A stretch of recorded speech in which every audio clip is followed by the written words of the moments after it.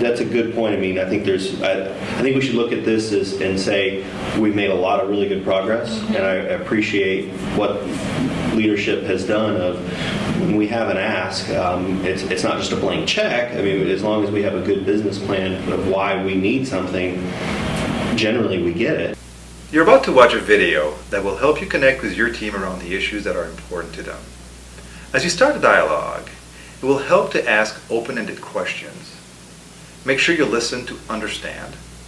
Keep an open mind, as some of the issues that come up may be very different from what you were expecting at the beginning of the dialogue.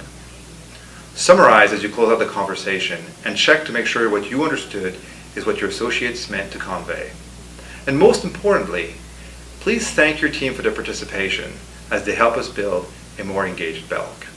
So I want to welcome you guys here today. Thank you very much for participating not only in the survey, but your willingness to come today and contribute to how we can improve our team and really make it a more engaging environment. This is also an opportunity for your voice to be heard and for us to create some action plans, understand better what the scores mean, and figure out how we can improve engagement on our team moving forward. So thank you very much for being a part of this.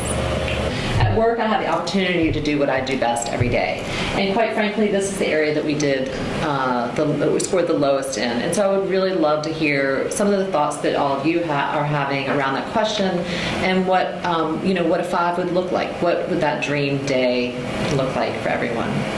In this past year, we did Strength Finders as a team, and so the purpose of that was really to learn more about what are our strengths, what are our areas that we really enjoy working in.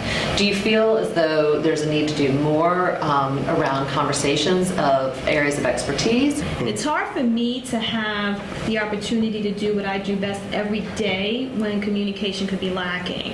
And this is what I mean by that. I could get direction into, we need XYZ to be done. And guess what? I give you XYZ. Then I go to a meeting, but prior to that, there was a meeting before that I was not included in. And in that meeting, they came up with ABC. So now I come to my meeting with the expectation of the XYZ. I'm just trying to break it down very simple here.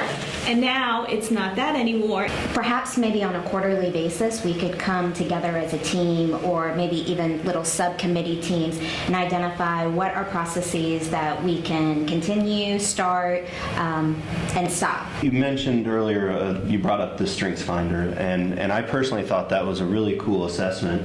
I read the book, the first 30-something pages, took the assessment, and I was shocked at the feedback that I got from that, kind of the personality type and how you can use those strengths. But I think we fell down a little bit on that because we got everyone on the team to read the book, to take the assessment, but what did we do with that? So I think that's a great tool and a great opportunity to bring back and say, hey, we've made the investment in this tool.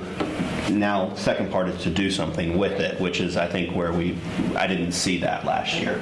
I think that we can do better in the future because I think that there was rich information that came out of that tool in the book, and so we just need to figure out how to leverage that. How do you guys feel as far as making improvements, and have we done enough around creating some progress or a sense of progress?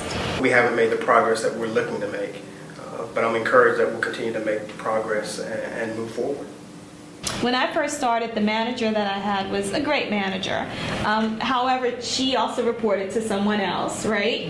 And I feel that, and she was new in her role. So I would say the direction, the feedback and performance on my work, it was really two different people that I was kind of appeasing, so to speak. So although my manager may have had one expectation, her manager had another. But I love what you're saying about there's a reason for optimism, that you're feeling as though there's some changes that have been put in place, and so we need to figure out how we can really build on that.